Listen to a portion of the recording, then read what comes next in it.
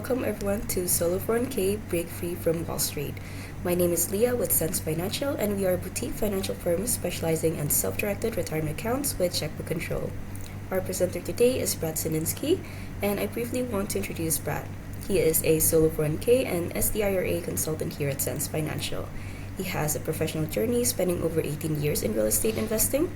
Brad is also a licensed California real estate agent, and his passion lies in empowering people to attain financial independence, affording them the possibility of an early retirement. Again, thank you so much, Brad, for joining us today, and I'll let you take it from here. All right. Thank you, Leah. Really appreciate it. If you could just confirm that you can see my screen in full and hear me okay, I would appreciate it. Yes, everything looks all clear. All right, cool. Well, yeah, as I mentioned, we are going to talk about breaking free from Wall Street. And essentially what I mean by that is using a self-directed account to invest, or at least to have the ability to invest in alternative assets in addition to Wall Street. It's not, like I said, it's not an either or.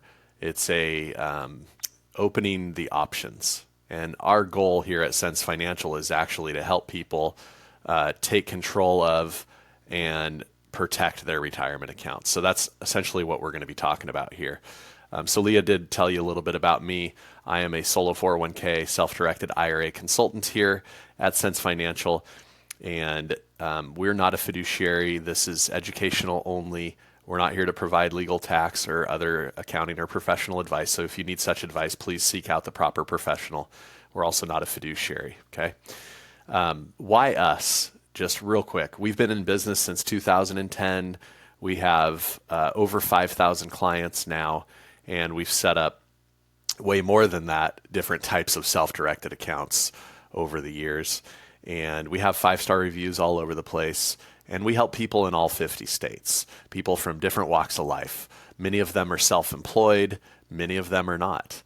It just depends. Everyone has their own unique situation. But one thing that is for sure is that they all want to, typically, with some exception, but 99.9% of them want to invest in alternative assets outside Wall Street. And that's how they get onto our calendar. So we'll talk more about that in a moment. Good planning and hard work lead to prosperity, says Proverbs 21:5. You work hard for your money, and we want to come alongside you and work hard for you in this sense of providing a self-directed account for you. Now, today we're going to focus on the solo 401k. I'll touch briefly on the self-directed IRA at the end and some of the differences between that and the solo 401k, but the lion's share of this conversation, this presentation today is going to be on the solo 401k. By the way, if you have questions, please type them into the chat. Do it immediately. We will give time for Q&A at the end, I promise. And the reason I say do it immediately is because I don't want you to forget what your question is. I may answer it throughout the presentation. If so, that's great. If it's in the chat, I'll hit on it again. That's fine. I'm not going to be upset about that. So type it in with, without hesitancy. So real quick, the difference between the conventional versus self-directed. So think about, and this is kind of a funny diagram here. I used AI to create these images for, but the horse and buggy, if you will, is kind of the conventional side of things, right? It's Vanguard, it's Fidelity, it's T. Rowe Price, it's Schwab, it's Edward Jones, it's your 401k at work, it's probably your financial planner managing your money actively. Okay, so what I mean by that is you're in Wall Street, stocks, bonds, mutual funds, and more recently ETFs are available. Now, if you're in an employer-sponsored 401k, you're usually extremely limited. But if you're just managing an IRA yourself at Vanguard or Fidelity, you have access to whatever they offer. That's the conventional side, right? The horse and buggy, it'll get you there, right? It'll get you there eventually. And actually, long term, it's a great strategy. Many people have made millions and millions of dollars in their retirement accounts over the course of time and years, and investing, dollar cost averaging, investing consistently, and just kind of letting it ride, so to speak, right? Reinvesting the dividends, you get that compound interest. Nothing wrong with that, right? We're here to talk about the self-directed side of things, where you can do that in Wall Street and you can do it outside Wall Street. On the next slide, I'll talk about some of the most common investments that people are doing. But for now, the self-directed side here in this picture is the flying truck, right?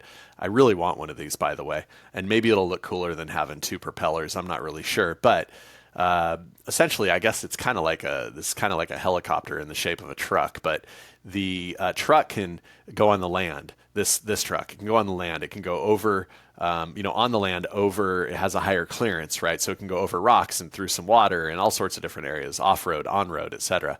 Where the horse and buggy can go, right, and beyond. And then in addition to that, I kind of supercharged it with the propellers there, so it could go in the air and pretty much go anywhere you want. Now, this is an extreme example because there are some rules, and no doubt if this actual truck existed in real life, there would still be some rules to follow, and that's okay. So I would encourage you to, as we're going through this, just from a paradigm perspective, kind of allow what I'm saying to settle in the sense of, okay, this is not somebody telling me like Wall Street bad, real estate good. That's not what I'm saying at all. I'm saying you have options that you may not even know about until you hear this presentation. So here's some of the most common. And we believe that through self-directing and through self-directing in a solo 401k or an IRA for that matter provides true diversification. Some of the more common investments are real estate, both commercial and residential, tax deeds, trust deeds. Precious metals, of course, is really common. There's only 4: platinum, palladium, gold, and silver, and it has to be certain qualities, and you can't take possession of them. They have to be held in trust with, a third party that's not related to you. And but people do that, right, as kind of a hedge against inflation. So that's an option. Cryptocurrency is getting more and more popular these days, especially with Bitcoin kind of going bananas. So many of our clients are doing that. And then one of the most common or most popular favorite way to invest is actually private lending. Your 401k or IRA can actually become a lender and loan money to just about anybody. As long as it's not your immediate family or you, it can loan money out. It could be a fix and flipper. It could be a small business that's not publicly traded, startup or beyond. You could provide seed money. I mean, imagine if you could go back and you could say, hey, Uber was just starting out, right? Or Airbnb or Facebook or Twitter or whatever. And you could provide some seed money before they go public. You have the opportunity to do that if you have the eye for keeping an eye out for this. There's tons of companies that are looking for quote unquote angel investors, and that can come from your retirement account or from personal money or whatever. And if you put it in the retirement account, of course, it's tax advantaged, right? Either Roth or traditional pre-tax. So the whole idea behind this is being able to invest in what you know, understand, and can control. So most of our clients are already doing this, or at least already have a good idea of what kind of alternative asset they want to invest in. They find out along the way that they can do it inside their retirement account in a tax-advantaged situation, and they get on our calendar. Ecclesiastes 11:2 says, divide your portion to 7 or even to 8, for you do not know what misfortune may occur on the earth. And that's so true. Diversification is huge. It's really important. And with this, one other kind of paradigm shift I want to give you is if you put money in the S&P 500, you do not control those 500 companies. You don't even control one of them, right? I don't control what Elon does with Tesla. By the way, side note, SpaceX is not publicly traded. So if you can unlock your retirement account through a self-directed IRA, solo 401k, you can actually invest in private equity in SpaceX with the idea that it goes public at some point in the not too distant future and your shares just balloon, right? If you want to stay there, you can move the money and the investments over to a brokerage, or you could liquidate at that point and invest in something else, but it's inside your retirement account. So there's some super cool opportunities with this. But diversification is definitely one of the key aspects of actually self-directing, because even in Wall Street, S&P, I keep using the S&P 500 index fund because it's simple. You're spread out over the 500 quote unquote strongest, wealthiest companies in the country. Sure. but you don't have any control, and it's not secured by anything. Like, what is it secured by? If the stock falls, like, you don't get anything for that. There's no insurance for that I'm aware of. But with real estate or with a private loan of some sort, you can secure it with something, a hard asset, like a single family home or commercial property. Or if you do a business loan, we don't ever recommend, by the way, we don't give financial advice, but I'm going to say this boldly. We don't ever recommend doing an unsecured loan to somebody. Secure it with something, whether it's a vehicle or office equipment or something, right? So that if there's a default situation, there's collateral to foreclose on and make the IRA 401k whole. In fact, you're the fiduciary of your plan when you're self-directing. So it's your job to invest wisely, smartly, and aggressively. All right, I'm off my soapbox with that. Avery out of Boise, Idaho is a great example. He is a solo 401k client of ours. And his goal when he came to us about a year ago now was to get control of his retirement, right? Exactly what we've been talking about. He is the founder of a company called J&R Capital LLC, where they are primarily doing hard money loans to fix and flippers. And he's developed quite a robust business loaning to the same several investors, fix and flippers, over and over and over again. And he's generally getting 14% and a couple points up front. Typically, the points are paid up front, and the percent and the principal is the interest in the principal is paid back in a balloon payment in that 6-month term that they generally use. So very, very cool. He's doing what he does for a business. He's doing for a business that sponsored the solo 401k plan and makes contributions to the solo 401k plan. And also now he's using that expertise to use his 401k money to actually do hard money loans as well. So when I said the whole point of this is to invest in what you know, understand, and control, that's exactly what Avery is doing with his. And hopefully the houses look a little bit better after they're flipped than my little image there. Before, they probably want these type of homes, but he's just doing lending. The property, the 401k is not owning any real estate. It's not managing tenants or managing property managers. He's just loaning and then getting paid when the property is flipped and sold. So there's essentially two different options: checkbook IRA versus solo 401k. All right.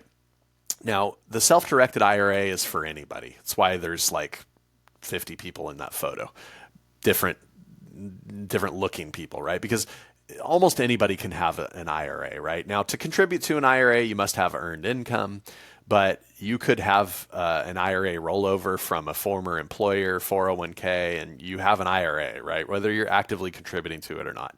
If you're not self-employed, the self-directed IRA is the way to go. If you have a Roth IRA and you want to self-direct it into alternative assets, the self-directed IRA is the only option for you. If you have a traditional IRA, traditional 401k, Roth 401k, and you are self-employed, you can have a solo 401k. All right. Now, anybody on the IRA side, self-employed individuals without full-time W-2 employees outside of the business owners and their spouses is the solo 401k. So my simple example here is a husband and wife who own a small business together, no employees outside of them too, and they can qualify for solo 401k. So it's primarily for the solopreneur, hence the name solo. All right.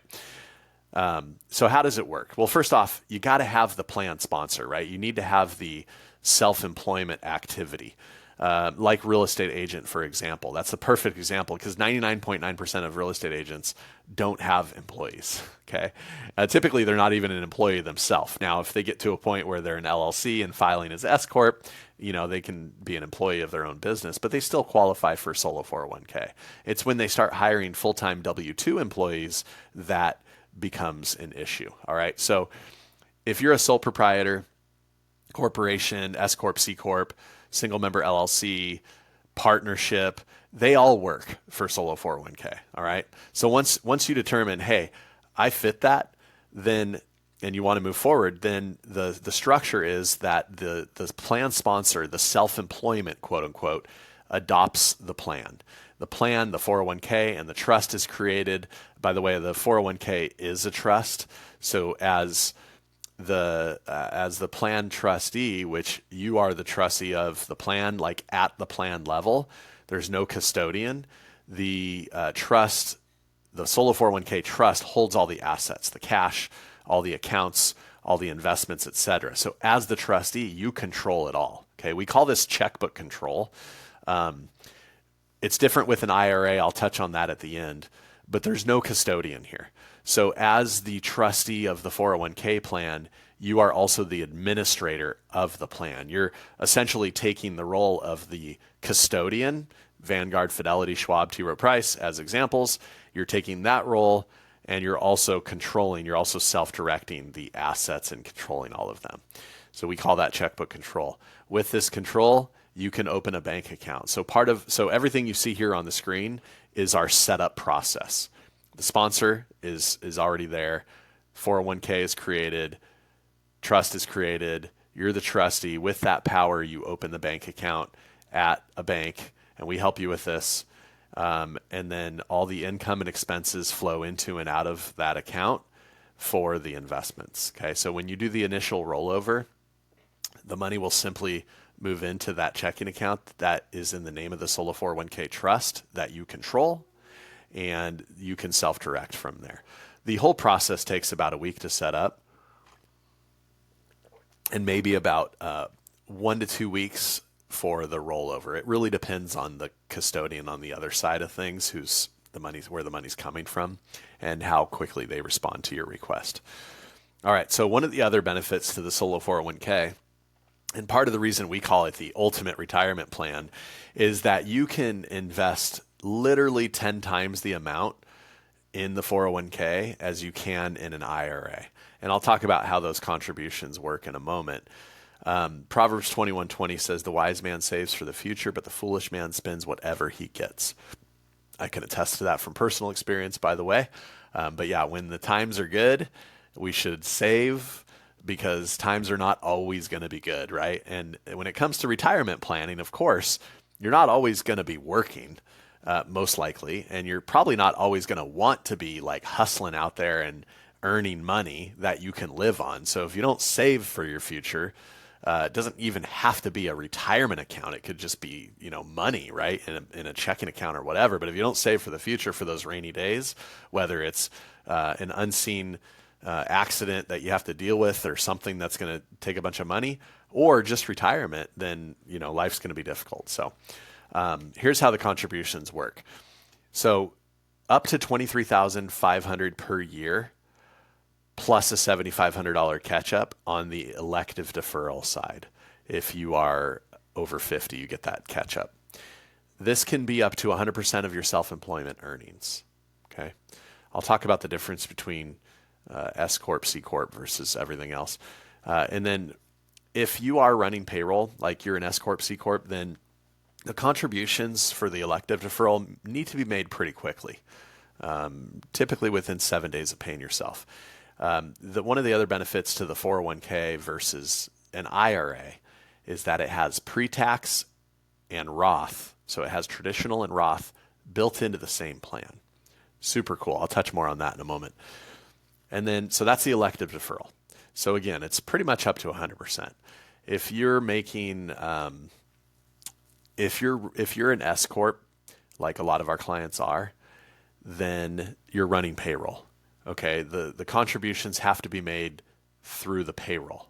So whatever the W-2 is, right? So in order to contribute $23,500 for 2025, then your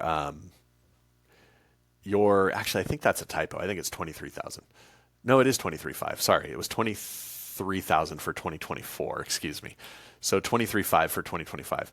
But if you're an S Corp, you're running payroll, you got to account for FICA and Medicare. Talk to your tax advisor, but probably you're going to have to run a full W-2 for the year of about 25,000 and maybe some change to be able to contribute 23,500 to the elective deferral. Okay.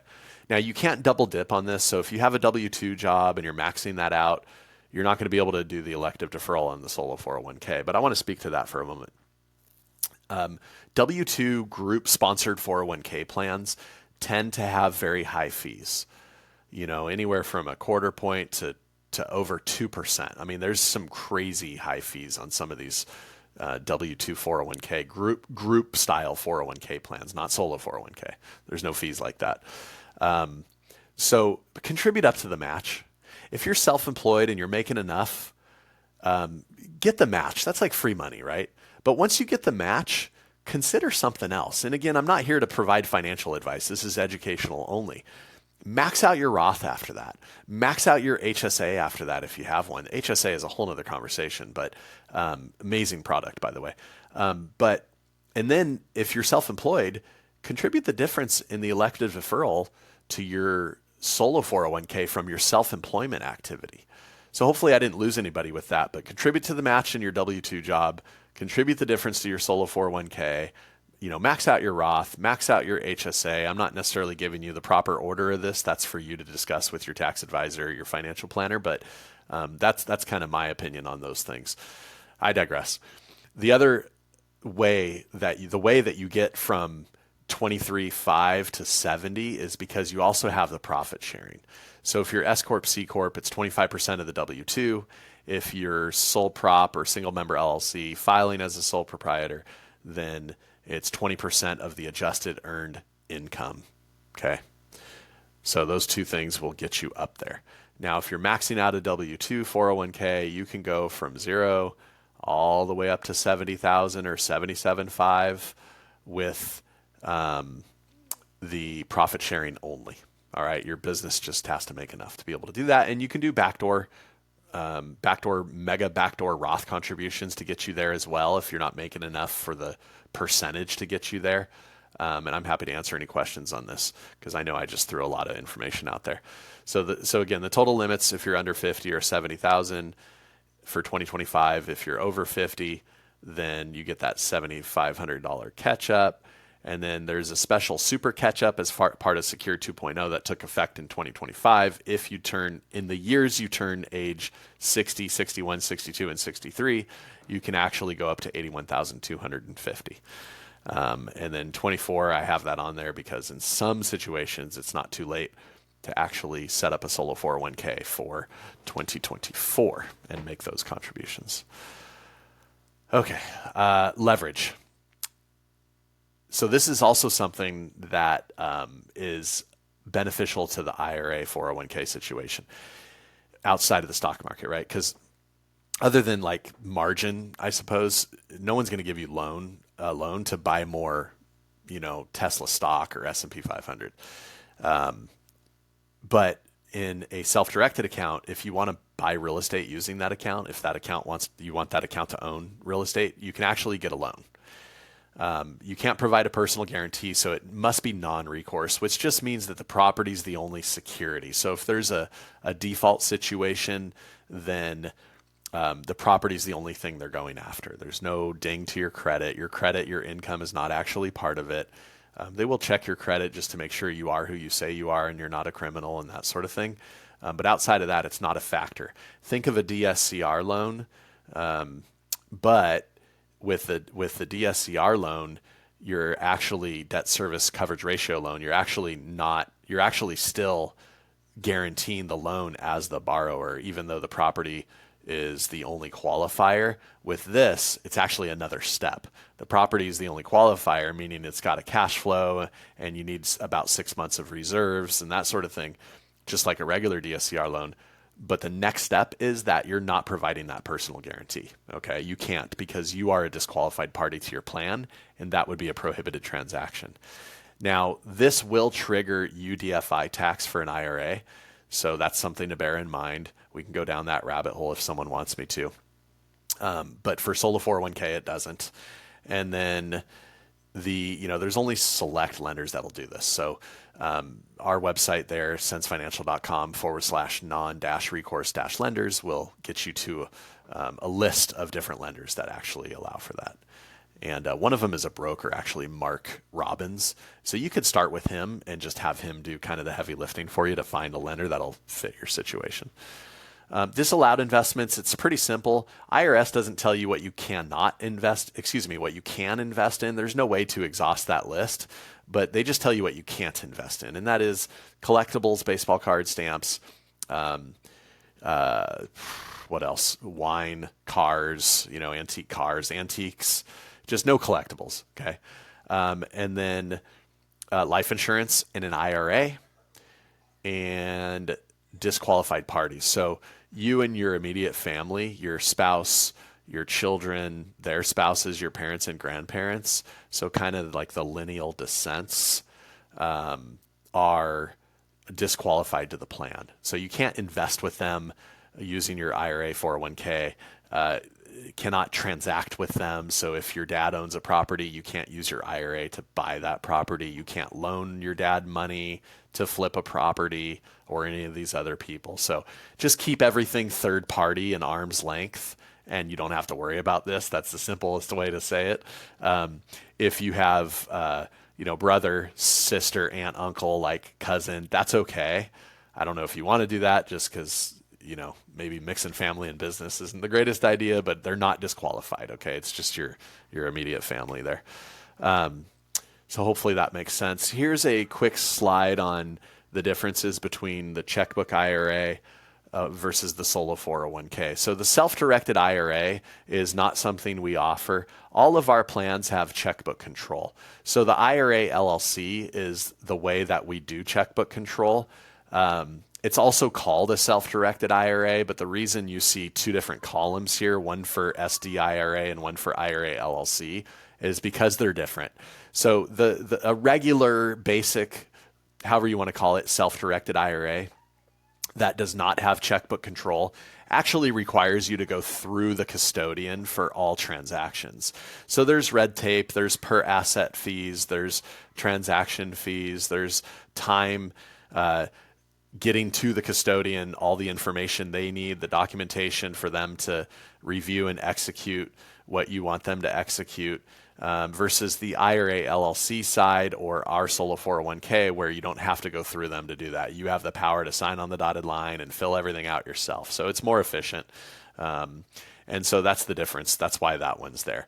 So I'm going to focus, because we only offer the LLC, IRA LLC, and solo 401k. We can also do an IRA trust as well for people who live in high LLC tax states, like California is $800 a year for an LLC. So we can do a trust instead of the LLC, but same principle here. So they all allow for alternative assets. There's no custodian required for the solo 401k. So we don't, you're the plan administrator. You still have to have one for the IRA. No transaction fees with checkbook control. Of course, if you have a LLC, you'll have whatever fees the state that the LLC is filed in requires. You can do a personal loan in the solo 401k, so you can actually borrow as the 401k owner up to 50% or $50,000, whichever is less, and you can use that for any purpose. And then that's not so with an IRA. There's no loan function in there. And don't misunderstand me. I'm not talking about you using your IRA or 401k to loan to third parties as investing. I'm talking about you personally borrowing money. The max contribution, of course, $8,000 versus $81,250. Built-in Roth, yes, for the 401k, no for the IRA. And then, of course, the major difference is the 401k has that self-employment requirement attached to it. Now, the other part of this is that because a lot of our clients they want more Roth money, tax-free ATM withdrawals, right? So the difference is you pay taxes today on the Roth contributions, no taxes at distribution, whereas the traditional funds, you're reducing your taxable income by whatever you contribute. It's growing tax-free, but the distributions are added to your earned income. And traditional funds have required minimum distributions where Roth funds do not. So Roth, there's a lot of advantages to it. You just have to bite the bullet today on taxes. That's the difference.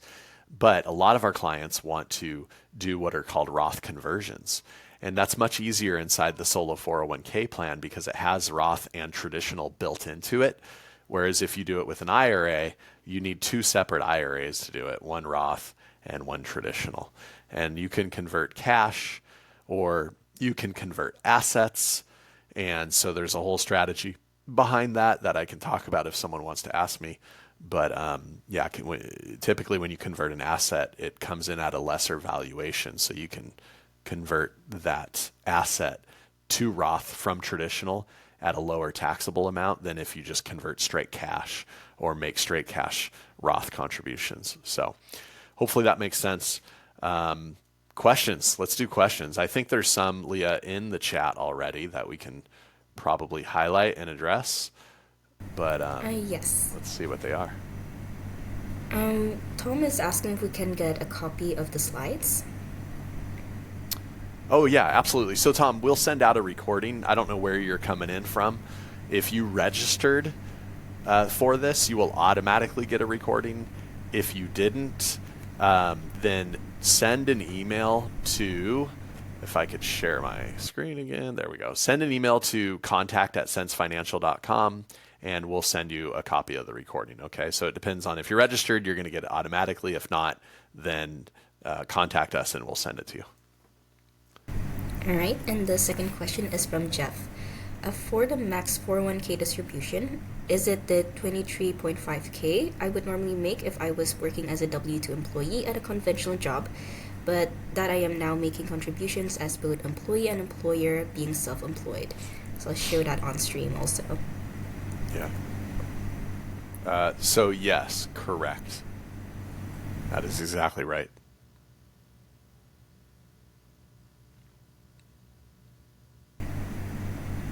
All right. Currently, that's the questions that we have. If anyone has any further questions, you can type them up. Did we get another one? Yes, from Tom. I assume I can place the Solo 401k into a living trust. Is that correct? That is not correct. You can name a living trust as a beneficiary on the beneficiary designation so that if something happens to you, what the revocable living trust dictates takes over. Typically what our clients do is they name their spouse as the primary beneficiary and the revocable living trust as a secondary beneficiary. But this is a conversation you'd want to have with your estate planning attorney.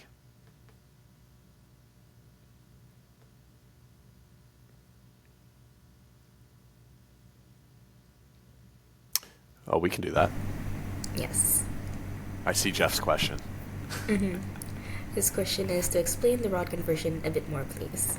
Sure. Yeah, happy to. So there's a few ways to get money into Roth. IRA, 401k, it doesn't matter. Straight Roth contribution. Roth conversion of cash or Roth conversion of assets. I can't think of any other way.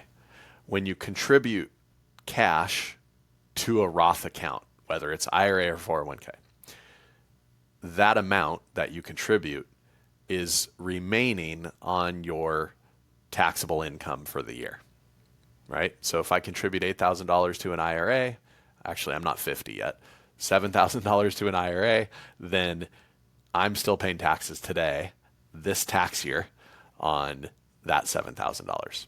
Okay, 23.5, 31,000, 70,000. It doesn't matter. All that money is being added to your earned income or remaining on your earned income, however you want to look at it, on your 1040. So that's one way to get it in there. There's nothing wrong with that, except for the fact that dollar for dollar in the amount you put in there is you're paying taxes on. Now, let's talk briefly about converting cash or like stocks. Whatever the value of those, whatever the cash amount is going to be added to your taxable income as the conversion. So the difference between a conversion and a contribution is the money's already in the plan, right? You already have $100,000 or whatever it is inside the 401k or the IRA, and you want to flip it to Roth. Well, you can do that, but now you're getting a 1099 for that $100,000. And so you're paying taxes on that $100,000. It's the same thing as a contribution. It just might be a larger dollar amount. Okay, so that's the second way. The third way is converting a traditional asset to Roth. So let's take lending. Let's take a syndication investment. So multifamily syndication, right, where your plan 401k IRA is a limited partner. Now, when you invest in this asset, you cannot just turn around tomorrow and say, I want my money back. You can't just turn around tomorrow and put that investment on the market, so to speak, and sell it and get the money back. So it's an illiquid asset, okay? Because it's illiquid, because you have a lack of control due to the disqualified party, prohibited transaction, locked up in a retirement account aspect of this, there's a whole formula to it. When you get the valuation of the asset from the third party, it's kind of like an appraisal. Because of all those factors I just mentioned, if it's let's say $50,000 syndication principal investment, that valuation, depending on all the circumstances, will come in at a discounted rate, typically 20 to 60% less than the principal investment. So your $50,000 investment may be valued at, I'm going to give a really cool example here, at like 20,000. So now when you do the Roth conversion on that asset, you're getting a 1099 for $20,000 instead of 50. You're paying taxes on 20 instead of 50. But now when you do that conversion, all the returns and all the leftover principal is now Roth. So it's now tax-free forever. That's the benefit of converting the asset instead of just cash or stocks or whatever. Now, this won't work for something, it won't work real well for something like, a rental property, because rental properties generally appreciate. It might be illiquid, so it's probably not going to come in as aggressive of a discount or any discount at all, like the example that I just gave. Okay, so hopefully that makes sense, but that's the rabbit hole on the Roth conversion that, Jeff, I think you were asking me to get into.